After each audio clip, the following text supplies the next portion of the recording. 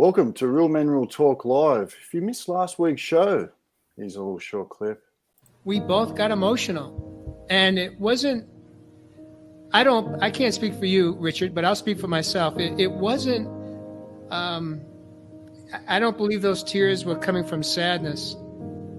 I do believe those tears were coming from gratitude, because what you shared with me was really part of your spiritual awakening. And I totally can relate to that because I went through that same process, different circumstances, but the same end result. And what a beautiful gift when we can show up and share our soft lies, share our truths, acknowledge them, honor them, and be grateful for the lessons that came from them.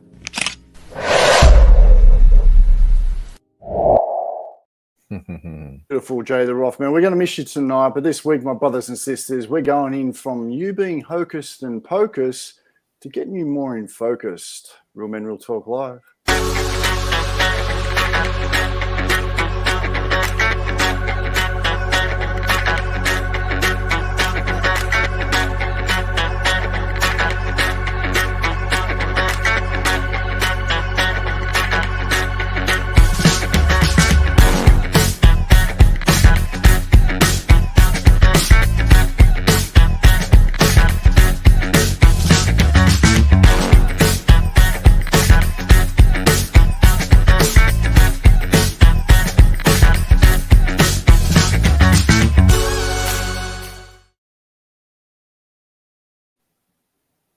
And welcome, brothers and sisters, on Real Men Real Talk Live, episode 153. Can you believe it? We're halfway through the year again, my brothers.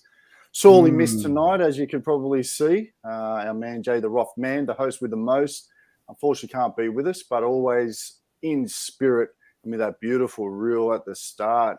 But before we get going, I'd just like to welcome in our brothers and sisters tuning in, wherever you are, whenever you catch this broadcast. Always on divine time. So I introduce my first brother up in the top echelon, Mr. Jeff Fonsano. How are you, my friend? I'm hanging in there. Hanging in there. Hanging in there. Well, let's go deeper into that tonight, my brother. Down into the bottom echelon, but definitely not the least, Mr. Jay Rudy. How are you, my friend? Doing good. Coming in hot and ready to drop in with you guys. Let's break it. Let's break it down tonight. Love it, brother. And this episode actually comes in. Jeff and I were in the green room yesterday having a gas bag, as a couple of brothers always do. And we were just talking a little bit about what's been happening through our week. And Jeff had mentioned a little bit of interaction that he had with one of his event nights the other night. Mm-hmm. And how he may have missed some of the magic, some of the gift that may have been in that moment for him that he really became aware of. So we're talking about Hocus Pocus.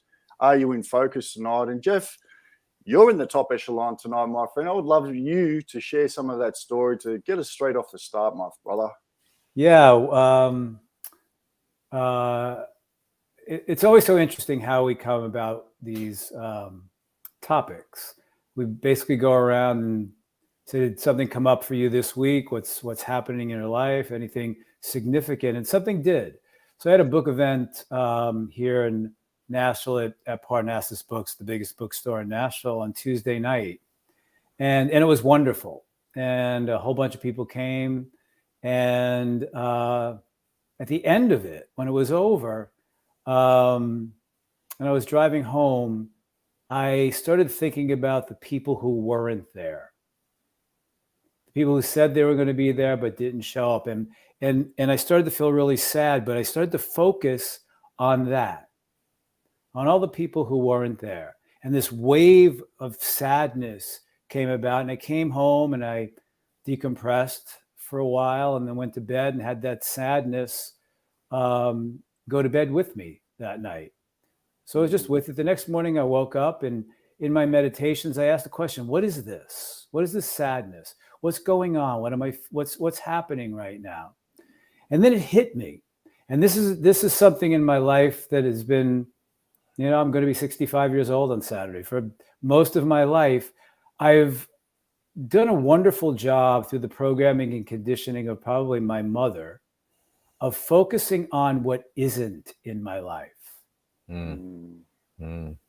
And what I was focusing on were the maybe 4 people or 5 people who didn't show up, and maybe thinking, oh, I wish there were more than the 25 people who did show up. It's a very small bookstore, but 25 pretty much fills the room. And I was focusing on these 4 or 5 people who didn't show up, as opposed to shifting it and focusing on all the wonderful people who showed up and how wonderful the night was. And I caught myself. More so, I didn't catch myself. I got caught. And I started thinking about that and looking at that. And then it just translated into, wow, this is a part of lack consciousness, scarcity consciousness. The abundance was all these wonderful people who showed up for this wonderful event that was fantastic and supported me, supported the book, and people I didn't even know were there. And instead of focusing on that abundance, the wonderful part of the meeting, I just focused on this little part that became a big part for me of what isn't, the 4 or 5 people who didn't show up. Oh, and I wish there were more people there. And this was a big lesson for me yesterday morning. And this is what I shared with Evis yesterday in our production meeting. And it's something that I'm working on in my life, because it is part of scarcity consciousness or lack consciousness, as opposed to the abundance of what is in my life, what's happening in my life. With this book, everything that's going on, and my focus has been on what's not going on yet. And thus leading to, is anything enough for me? So anyway, that's kind of how this came about. And it's something that I'm more abundantly conscious aware of. Love it. And I'm Love it. curious, Jeff, when you're telling this story, what was popping up for me was there a story that was validated in that moment of realizing that these 5 people weren't there? Was there an old story, an old belief, an old something that was triggered or activated with that?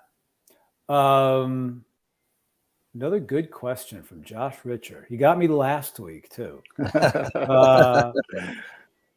You know what? Wow. So what comes up right away is there's an abundance of love in this room of 20 to 25 people. And here are these 5 people who don't love me. Wow. Do they like me? Did I say anything? Did I do anything? But wait a second. Over here are 25 people who came and shared the love. And there's 4 or 5 people who didn't show up. So I'm going to focus on that, but wondering if I'm loved by them.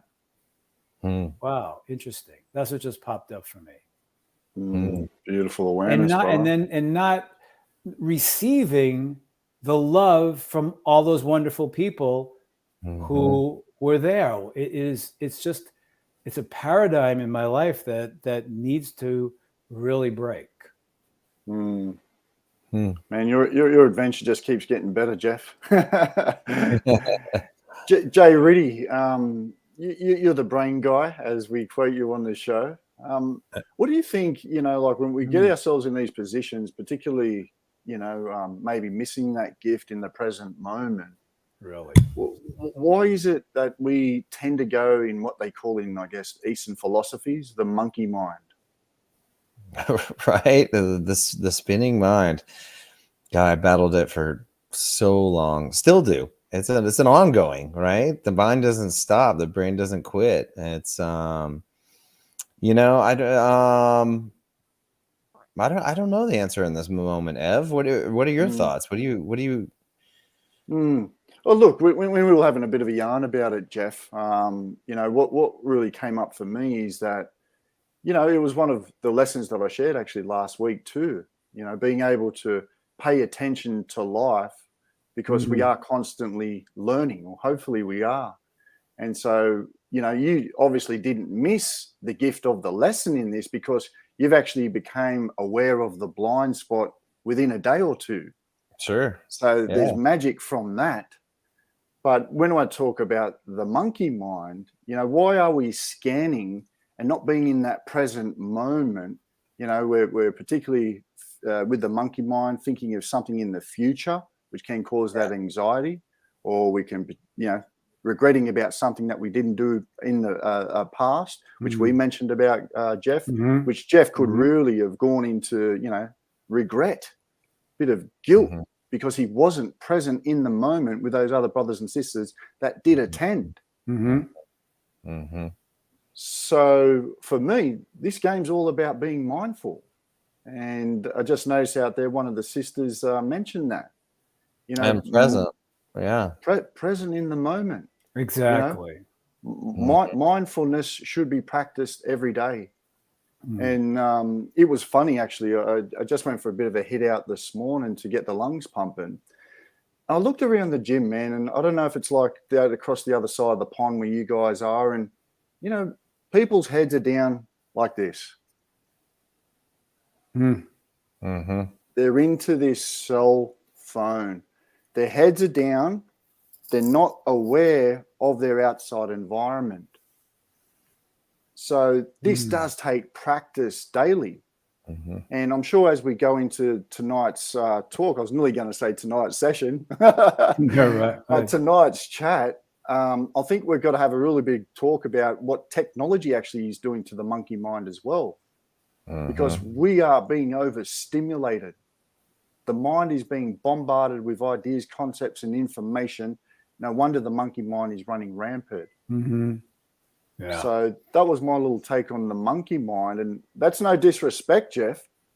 All I'm saying is that we have to practice this daily, being in that present moment. And for me, some people call that self-awareness. Yeah. You know, for me, there's really the big three down here. Self-awareness, number one. That's being aware, making sure that you're aware of those emotions, those thoughts, and obviously your behaviors, your actions, but then recognizing how others perceive you, how you perceive them. So when we're able to be more self-aware, then we come into our perception of things. And then that last one, as always, that really drives the emotional intelligence where we can start, you know, identifying some of these emotions, thoughts that are going in back in directions, and then being able to regulate those through our daily practices. And most importantly, being able to express beautifully, no different to what Jeff's done here creatively with his book. And, you know, what's coming up for me in this moment too is that, you know, I think for so many years, I expected my journey to look like perfection, you know, and it's not. Life is, as I like to say all the time, bumpy, sticky, dirty, and messy. And, you know, sometimes we don't catch these things in the moment. And I, Jeff, like you, I catch them post event and after. And it's that sort of loving kindness with ourselves and loving kindness within the process of this evolution of us that we can say, you know, wow, I missed that one in the moment. And I see it now. And it's beautiful, Jeff, that you caught it the very next morning. I mean, how quick is that? That's awesome.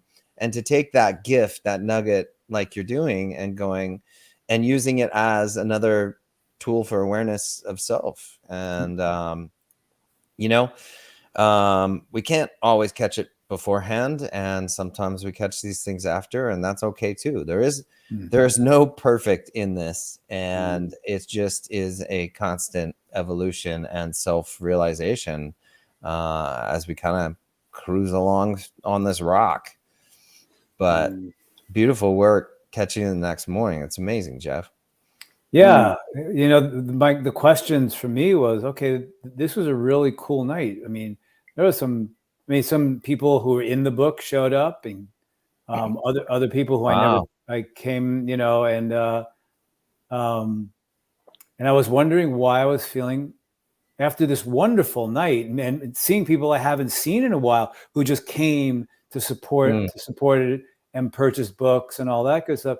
Why am I feeling so sad? I mean, it was a deep sadness, and I said, "This is interesting. I'm going to be with it." And I went to bed with it, and then the next morning I went, "What was that? What I want to know what was going on." And it just came to me because it's, I grew up in a family, and I still have friends and family members who just concentrate on the drama and the shitty parts of life and accentuate that. What's wrong? And I realized, wow, because of that conditioning and programming, that's what I have been doing. And thus behind it, it creates drama. It creates stimulation in some way, shape, or form, and just perpetuates this scarcity mindset as opposed to an abundance mindset.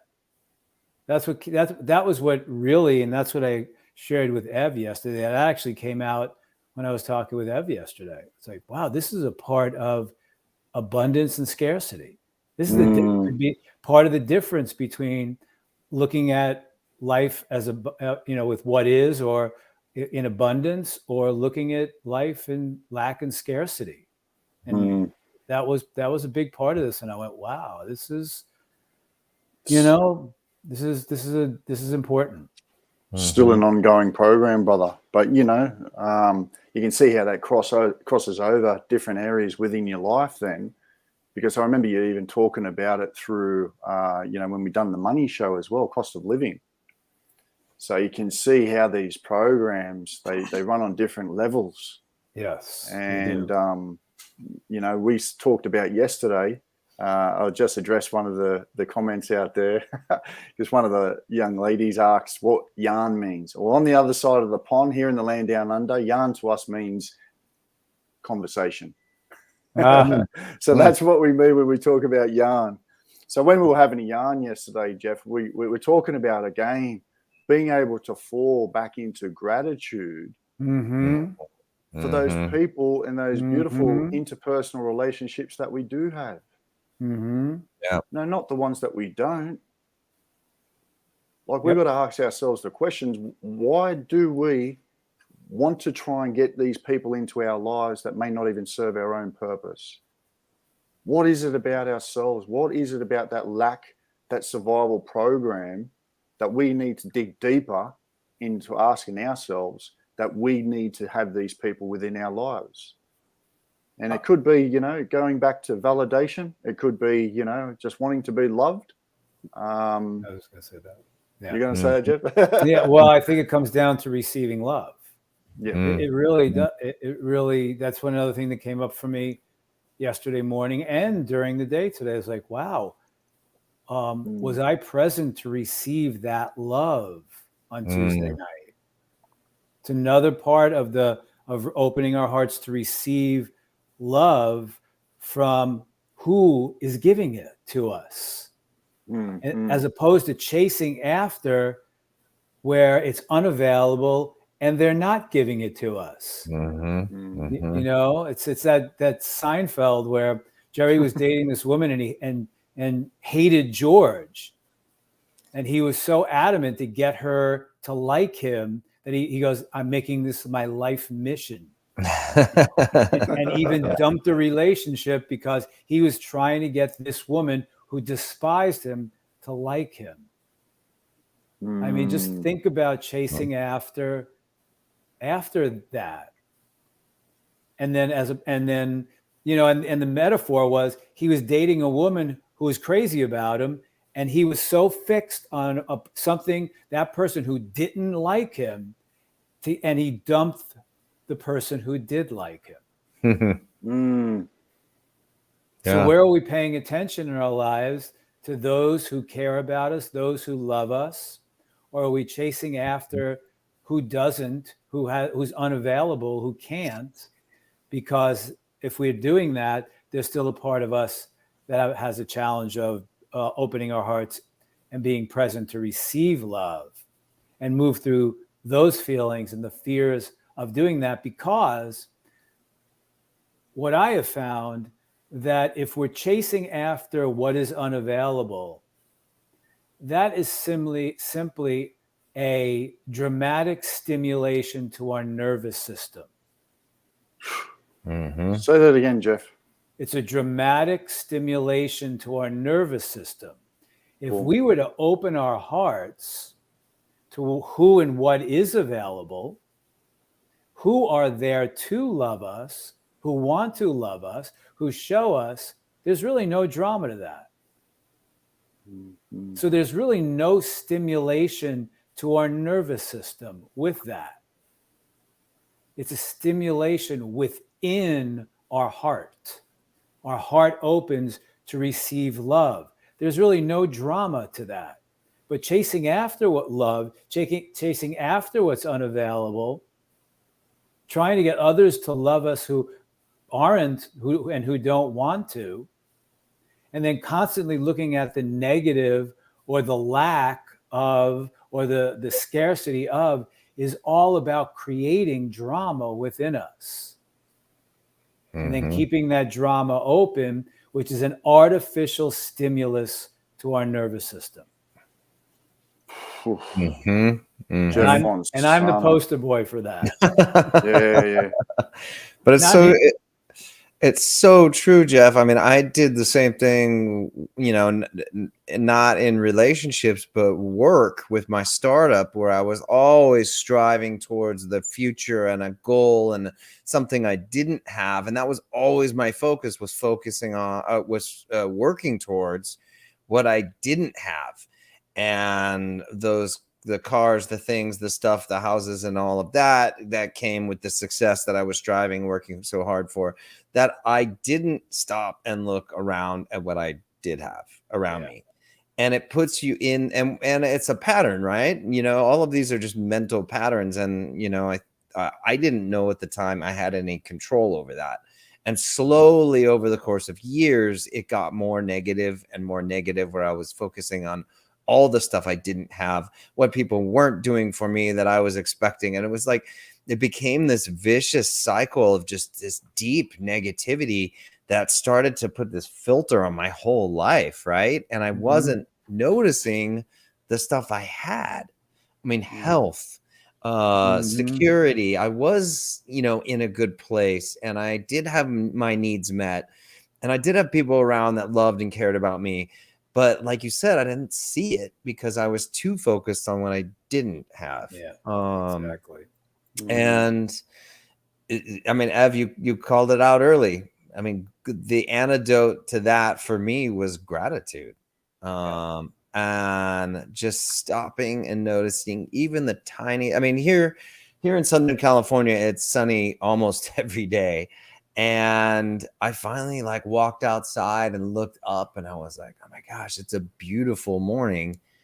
Has it been this way for this last 3 years that I've just been so, you know, in my own little negative hole, and I haven't noticed this? It's gorgeous out. And I started looking around at the flowers and small things, and it was, you can start small. I mean, I after my startup crashed, I didn't have much, but I was grateful for it. And that kept me in a positive mindset. The brain is a muscle, and it's just like working out. You know, you're not going to be perfect at it out of the gates, and so just practice. And you bring up an important point there, man. What you're just talking about there, had I even noticed this when you went for that walk, you'd be picking up, you're talking about 101 mindfulness practice right there.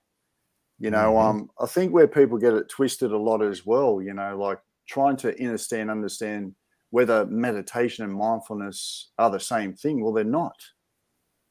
Mindfulness you can do anywhere. You can really be anywhere. And what you're engaging in there are your senses. So you think, brothers and sisters, you know, we have this beautiful body to experience this human experience. We're taking in information from the external world. So we have these 5 senses to take in those bits of information and then being able to process that and being able to project a picture into that outside world. So one thing for me, when I'm doing that mindfulness practice, man, I always say it, out in country, I'll go out in country and I will literally either go for the walk, mindfulness walk, or it could be the still mindfulness, where you're just sitting in. First, you may need, I always say, an anchor. What can that anchor be? Well, it could be your breath. We come back, we focus on that breath. Then we start to take in the surroundings with our ear. Again, are we here in the present? We start to look around. Then we start to smell. So this is bringing me into that present moment. This is 101 mindfulness practicing. So it doesn't necessarily have to be in that environment. Again, I love teaching and sharing with people that go to the gym. You can have mindfulness workouts, man. I mean, you are literally in an oversaturated space in a lot of these gym. Noise, beats pounding, their music's pounding, people's music's pounding in their ears. It's overstimulation, like you mentioned, Jeff, for the nervous system. But sometimes I'll just have a frequency. I'm that dude, man. Yeah, I am that dude. And I'll close my eyes to the outside world. And if I'm doing a lift, I tune in to the muscle that I'm getting the blood flow going to with my breath. They call this mind-muscle connection. Whereas a lot of people, they're so overstimulated, they're training till their body is actually depleted so much. This is causing burnout. It's causing anxiety. It's causing overstress on the body. The nervous system's wrecked, and they're wondering why their world's falling apart. So it's a daily practice, and we can take it anywhere, any place with us. But I just want to share this clip of yours, Josh, because I thought it'd be a perfect place to be sharing this. This was also from last week's show, my brothers and sisters. And here's what I've discovered is that it's uncomfortable going through this, and it doesn't feel great, but it is never as hard as the original. And the fear of going through it and reaching that point of discomfort and backing away, reaching it and backing away, reaching it. A lifetime of that torture is actually way harder than just kind of going through it finally and sitting in the discomfort, processing it, going through the healing journey around it, and then you're done. It's done. I realized that last week, that I kept myself from my healing journey because I thought the healing was going to be as painful as the trauma I was healing from, and it's not. Right.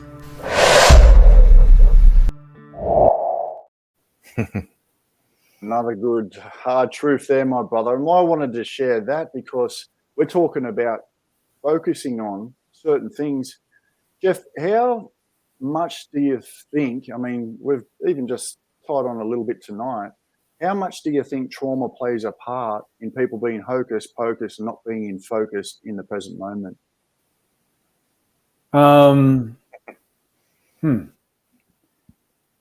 It depends on what the trauma is, but trauma definitely, because whatever was inflicted or ever was the cause of that trauma is something in Josh's clip and what he said last week is something that we have to face. We have to touch on that. We have to go, I wouldn't say relive the trauma, but in order to transcend it and transition out through it, not out of it, but through it, we've got to face it and maybe need to experience the feelings of it. We're not going to experience the trauma. We're going to experience the feelings that the trauma caused, so that the trauma will bring up. So what we're frightened most of are simply our feelings. Mm. So what we do is we set up defenses, and we've spoken about this many times, to avoid those feelings, to keep those feelings away. As in the clip, Josh said, you would come up to it, and then all of a sudden, possibly the feelings or some of that trauma would come up, and then we'd back away. Come up to it, back away. Now we've got to come up to it as the adult, because more than likely, it's the wounded child who experienced the trauma, not us, the adult, the wounded child. So what happens is it could bring up these deep feelings of betrayal and abandonment that come up that is so deep through that trauma that we just keep it at arm's length, or we don't go there. And thus we create these defenses around it that bring us somewhere else.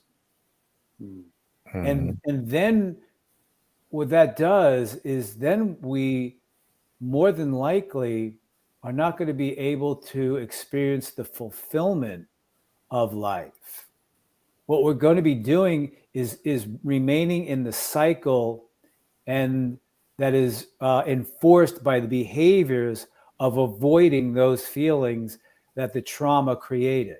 Mm-hmm. So our commitment then is to avoidance. Mm. Our commitment to is of avoidance, and thus we're not in the moment of life. We're not allowing ourselves to have the fulfillment of life. An example is, yes, I would love to have my life partner in my life. Why isn't that there? Okay, well, what are the feelings that come up surrounding that? Abandonment, betrayal, whatever that is. What might the trauma be that comes up surrounding that? What are the feelings, the deeper feelings that come up surrounding that? When quite possibly it's available in our life. And then when it's available, we come up to it. But what's more important is holding that defense in place so we won't feel the abandonment, the betrayal, and maybe skirting on and delving into the trauma again, so we can move through it, transition out of it, and then I'll be able to have what we say we want in our life. Thus, we're not really living in the present moment, we're living in the past. Mm-hmm. Nope. Fasano on fire. So another question would be, what are we committed to? Mm-hmm. Big That was one, brother. That was huge, Jeff. I mean, committed to avoidance. We're committed to avoid those deep feelings that we have repressed and suppressed, because that were created through the programming, conditioning, and the trauma, whatever that trauma is for each and every one of us. And we've all got it. It's all there. Mm-hmm. Mm-hmm. And that's where the nurturing comes in of the wounded child to move through. Mm-hmm. Love that, brother. Beautiful share, my friend. Yeah, well, I wanted to share that clip, and I think, God, the way that Jeff's just talked about it there, we could end the show. But for you personally, Jay Riddy, you know, when you're talking about, particularly in that clip there, through some of that stuff, you know, a lot of people, yes, they do find that quite uncomfortable to go back to those places. Mm-hmm. Like they do get more committed to avoidance as opposed to the healing or the transformation of who they want to be and trying to align to some of their goals and purpose. What is it about the brain? I want to talk to you about the brain again. Why do we lose focus of the present moment when we are focusing on that trauma that's within the body? Well, the brain is always scanning the world for danger, right? It's trying to keep us alive. And that's a wonderful tool, but we don't live in a world that is necessarily life-threatening on a daily basis anymore. It's not like we, are risking dying every day from starvation or, most of our needs are being met, but the brain has evolved to focus on negative things because it kept us alive so we could procreate and make more of us, and the species could survive. So it's kind of negatively focused already. And so it's a pattern that we can interject, and we can start to control that as well. So it's not quite the brain's fault. It's trying to do us good, but it kind of works as a disadvantage. And the other thing the brain is it's a really bad judge of severity of things. So it sort of thinks that everything is this big life and death struggle. And that's just, how it evolved, because all of the threats in life used to be that way. Like nowadays, like rejection on social media, or rejection from, Jeff's event, or, people not showing up in our lives the way that we expect, or whatever. Rejection feels like death, because back in the day when we were tribal communities, if you were rejected from the tribe, you're out on your own with the tigers and the bad weather, and no shelter, and no crew to help keep you safe, with all of these dangers around in the world. So the brain does see rejection as death, and it does feel that way. And the brain sort of has this like, all or none scale to it. And that's why these emotions are so real. They are so visceral, and they do feel, when you are rejected on social media or by your friend groups or your peers or whatever, it does feel it's more than just discomfort. It super sucks, and it's triggering. And so it's kind of not our fault too, but we get to, and then I think you brought up another great point, both of you guys, which is we get to be the parent now, and we get to step in. Another thing that happened when, most of these triggers were initiated, when most of these traumas happened to us, we were probably below the age of 10 when some of these stories about ourselves being unlovable, unworthy, or whatever, when these stories were born, our rationing brain, the prefrontal cortex, starts to develop around age 10. And so up until age 10, we take everything that comes at us in life as truth. So if you are rejected or made fun of on the playground, or some, your first little girlfriend crush dumps you, you're unlovable, and that story is born in a time when you can't say, is this really that big of a deal? My little crush, right now. There wasn't that filter to say whether this stuff is real or not, or as intense as we are feeling it. And so the best part is now, as an adult, that tape is still playing, but we can kind of sit with the younger versions of ourself that's triggered in these moments.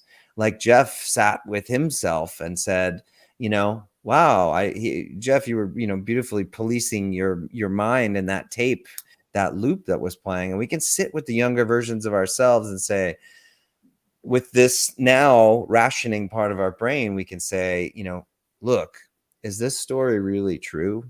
Are you unlovable because you didn't do X, Y, and Z right, or because you didn't show up this way or showed up that way and it disappointed someone?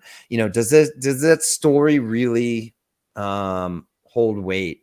And should we be believing this and still hitting play on this tape every time that those feelings come up? So yeah, Jeff, when you were saying when the feelings come up and they're visceral and they're there, we can now police that old story, and we can sit with that younger, compassionately sit with the younger version of ourselves and say, look, I know this is intense. I feel you, buddy.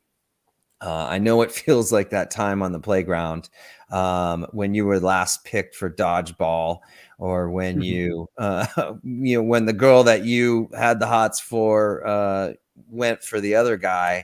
I know this feels like rejection, and it feels like you're unlovable, but that's, look at all the people in my life that do love me, or that I am worthy of X, Y, and Z. And so, yeah, we get to be the adult.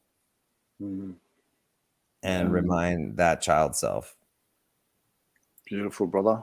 Yeah. Damn, that is a Definitely. deep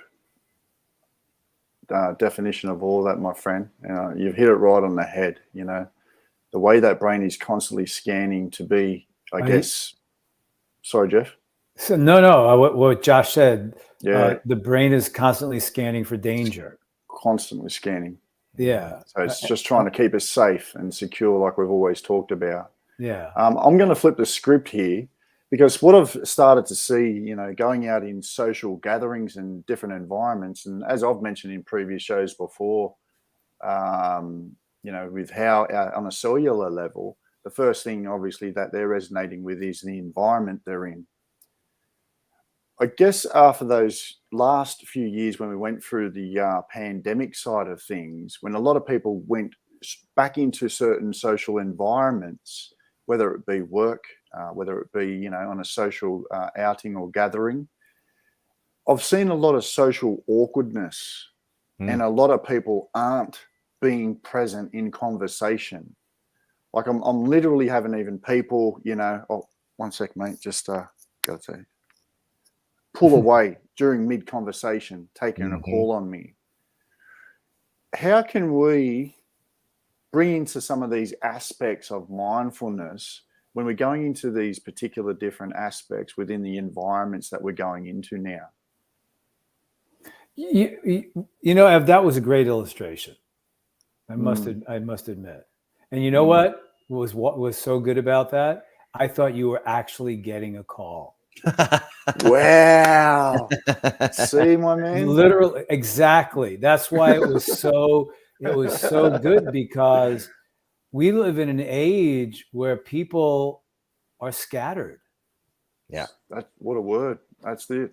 Are just scattered about. And I even find myself, I come to a red light, I pick up my phone.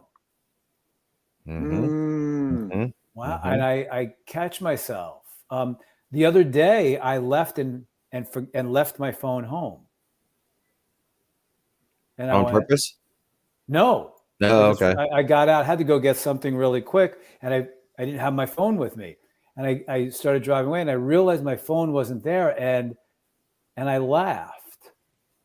And I said, you know, I grew up in an era where, you know, there were no cell phones, and, you know, I would have to go to a payphone to get my messages on my answering machine. And I even started all this before answering machines, you know.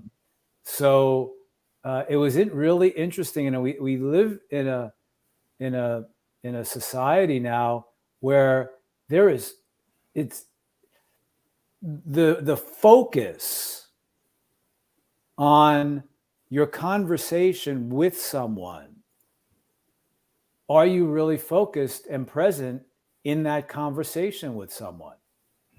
Or you have your phone buzzes, you got this going on and that going. Are you really engaged and present in these moments?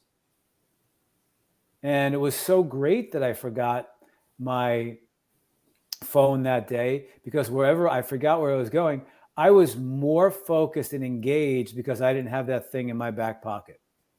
It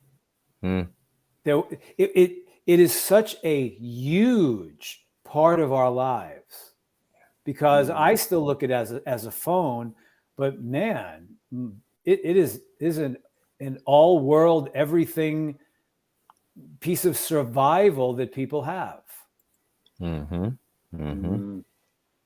the technology takes us away from being in the present moment of human interaction, soul to soul, heart to heart. People are just so scattered by it. And, you know, I guarantee the three of us at times are in that place. You know, as opposed, you know, I'm going to pick up my phone now because that will distract me from where there is nothing going on. I need a stimulus for something to be going on all the time, as opposed to not having that and sitting there. I wonder if young people even understand that. Well, I mean, you've got that's a few. I don't know. Sorry, go, Joe Riddy. what are you afraid of in the silence? Yeah. What are you, even in Another good question, conversations, man. even in conversations, you know, it doesn't need to be every moment filled with something. Yeah. And how often are we conversating with somebody and thinking about either something else or what we want to say in response to what they're telling us, rather than letting them finish the story and listening to that? And it's like, how did we get so uncomfortable with silence? We saw it in COVID. I mean, how many people just really, truly struggled when they were forced to sit with themselves all day and not have people around, and not, I mean, how many people just lived on TV for noise and for distraction? And yeah, that's, what are you scared? What are you scared to find, or what are you scared to uncover, or what are you scared to see in yourself? If there's silence, if there's stillness, what are you scared of? How many people do you Good point. know the first thing they do when they wake up in the morning is put the television on? Mm-hmm. Yeah, brother. That's become a lot of people's babysitter, unfortunately. Yeah, And right. We're taking it back to tech. But again, I mean, that's one of the most, I guess, distracting environments to be in right now. And I guess how I just want to just share a little bit on what I was asking is that we've got to get back to our values. Yeah. You know, we've got to get back to our values. If we are going over to someone's place for a gathering, why are you taking your work drama to them? Mm-hmm. Mm-hmm. If you're going to work, why are you bringing your family drama to work? So this is where it comes back to priorities as well, and really understanding through self-awareness some of these environments that we're in and how we act and how we behave within those environments. Mm-hmm. But, you know, if we are running from the tiger, like Josh was mentioning earlier, and trying to be in survival mode, then we're flooded with these stress hormones. Mm-hmm. And people's adrenals are shot at the moment. Yeah. So flooded with that cortisol, addicted to adrenaline, going 100 miles an hour, there's no, you know, surprise in my mind why people can't focus on being in the present moment. Yeah. If you're emotionally being chased by a tiger, you're not present. You're surviving. Yeah. Yep. Yeah, man. You're not living. Yep. 100%, brother. Mm-hmm. So how can we turn this around, my brothers? I mean, we've touched a little bit on mindfulness. What are some other tools, tips, tricks that we can share with our brothers and sisters as we approach 15 minutes to the hour? Mm-hmm. Make a list of what is in your life. Mm. And are you grateful for that? Ask yourself the question, am I chasing after what is unavailable? Is my focus on what isn't in my life? And am I constantly chasing after what I think isn't in my life? There's a big difference of looking at your life and saying, I have this goal. I would like to create more of this. Because when we look at our lives, and man, I mean, I'm so happy that I did do that Tuesday night, because it wouldn't have gotten me to look at the fact that I was caught in looking at what isn't in my life. When we're doing that, we're just simply on a hamster wheel of chasing after. And our life is always chasing after whatever that is. Mm-hmm. And what Ev just said that rang really true is what are your values? What are our values in life? What's a big question that a friend of mine in New York always would ask me was, what's enough for you? So these are a couple of things that we can do. That's what I'm doing now. Like, what's in my life? Who's in my life? Who supports me in my life? And am I chasing after people I want them to support me, but there's no way they ever will, but that stimulates my nervous system. Mm-hmm. And when it stimulates my nervous system, then I think I'm alive. The chase after something that's unavailable. Oh, wow, now I'm alive, as opposed to, oh, well, this person really loves me. How boring is that? But it's not, because if we open up to that love and our hearts open, life becomes a treasure trove of fulfillment, and we're not chasing after, what's unavailable. Mm-hmm. Love that, brother. Love that. I love those questions you've got too, Jeff. What is enough within my life? Yeah. I think we discussed yesterday too, just taking care of your basic needs. Once you've been able to channel some of those within your life, then being able to apply some of these mindfulness practices. Mm-hmm. I think it's been one of the biggest tools for me in being able to slow my personal space down as well. And, being overcommitted in my workspace, some of the beautiful things. And I think as easy as it is and sounds like, the magic around taking a walk and doing these mindfulness walks is something special. And I was in a conversation the other day with a beautiful brother and sister, and she was actually she's into a bit of kinesiology, and she does a lot of other practices that she helps her clients with. And she just was talking about how important it is to shake some of this stuff that may be causing this anxiety within our life, but also being able to go on, something like these basic walks, and how much we actually do get from it. Because you think when we go on a walk, okay, we've got the breath work up, we've got a little bit of breathing going, but we're also, you can be grateful for your surroundings that you are going on the walk in. So I call that, a gratitude walk. Want to go on a gratitude walk? Nice. But then, when I talk about sensory walking, that's really connecting with your body and really tuning into how that soul is firstly hitting the ground that you're walking on, getting a feel of those particular things within those muscles, then scanning the body like I do in progressive muscle relaxation, and going through each muscle group as you walk. I mean, again, some people, they just throw on, whether it's Real Men Real Talk Live podcast or whether it's some beats, and they're not being mindful and present in this moment with some of these beautiful things that we have, as simple as movement.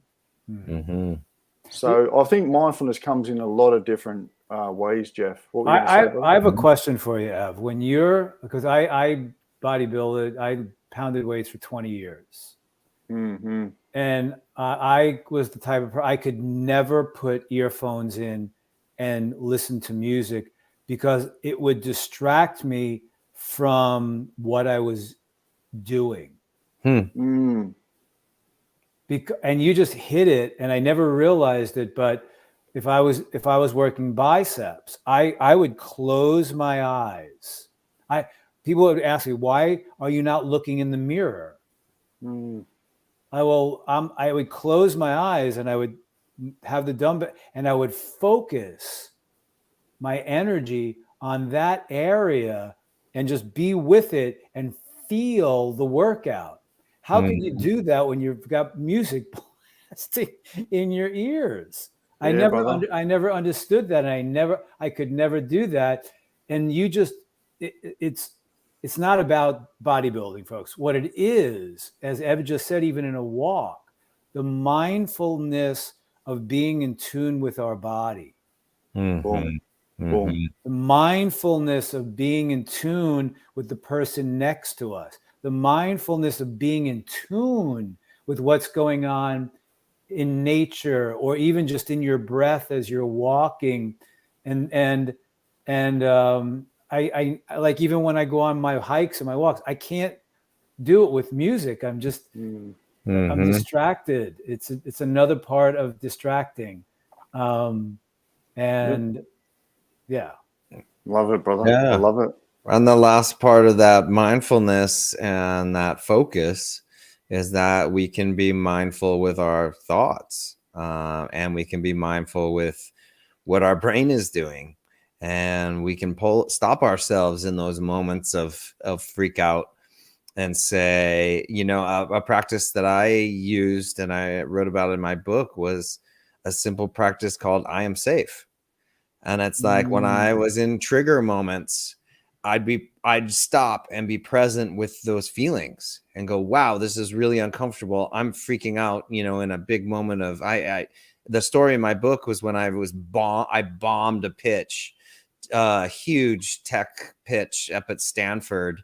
You know, I drove all the way up from LA to pitch, and I totally bombed it and was super triggered and wanted to drink afterwards because I was so triggered and I wanted those feelings to go away. That avoidance, right? I was still in avoidance patterns, but I was in learning to wake up to the power that I had and the power of my thoughts.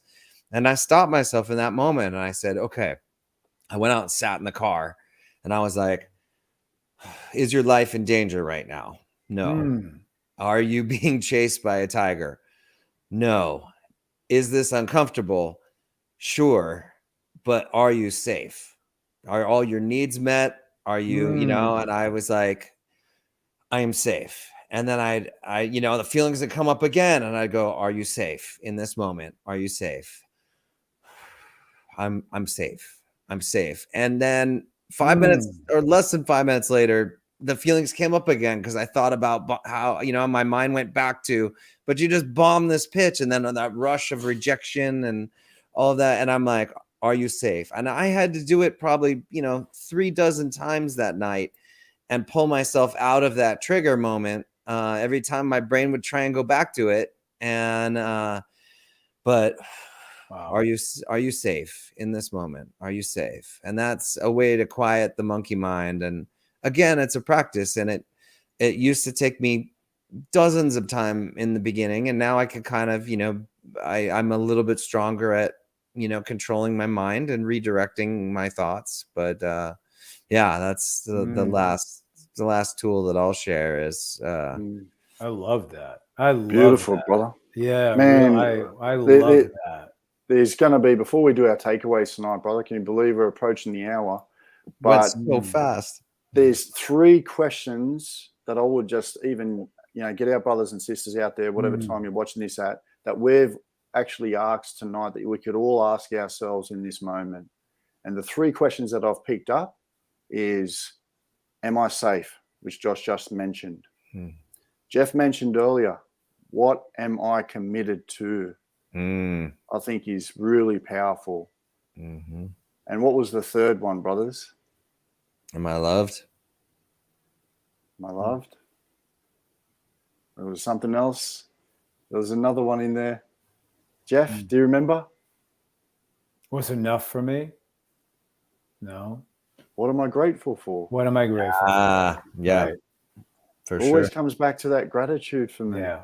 You know, and on my opener, I just want to finish up, and I'll talk about, because, you know, when I was holding a lot of trauma within my body, I would get quite anxious. And as you could see, then I even still got a little bit in my body because I had to shift, if you notice that.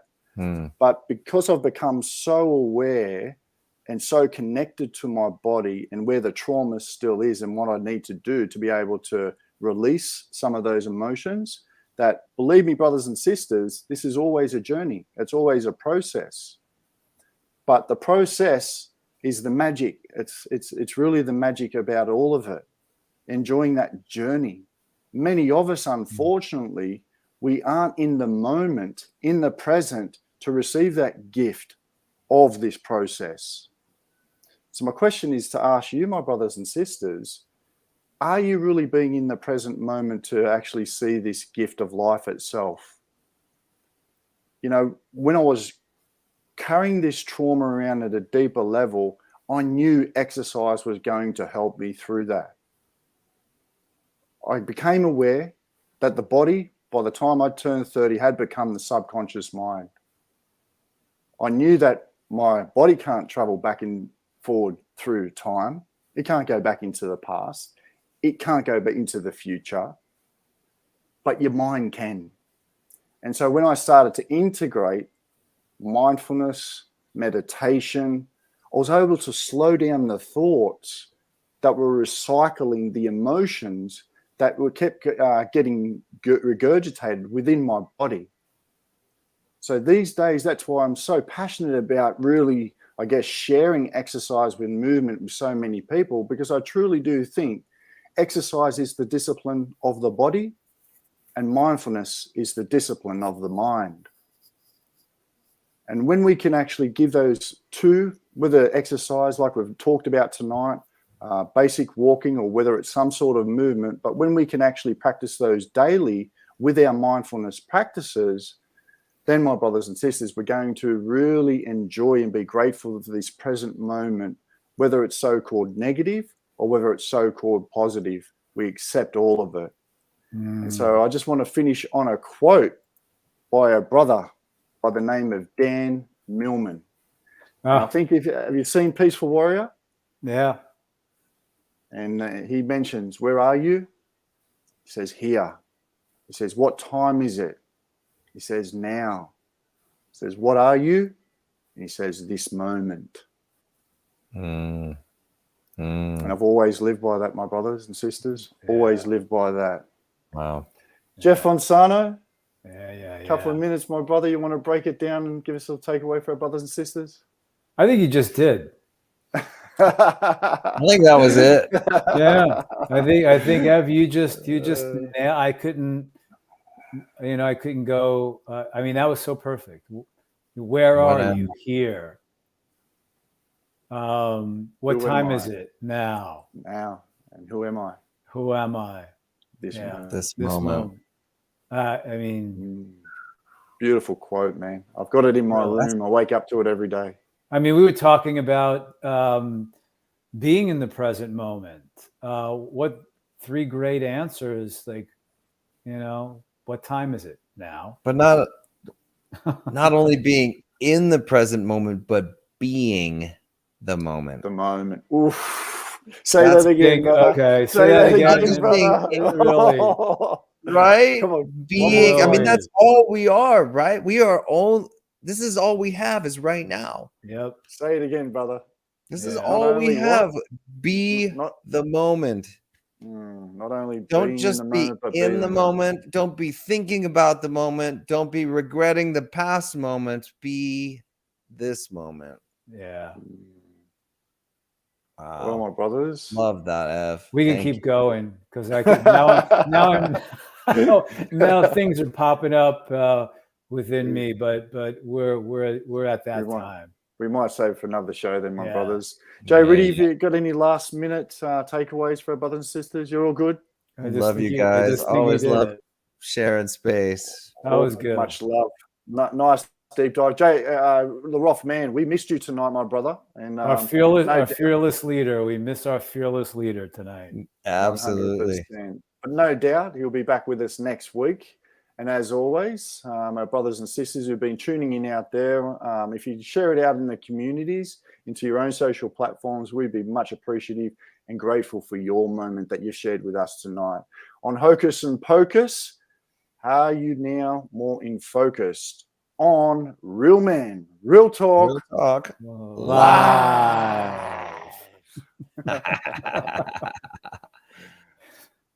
And a still moment just to laugh at.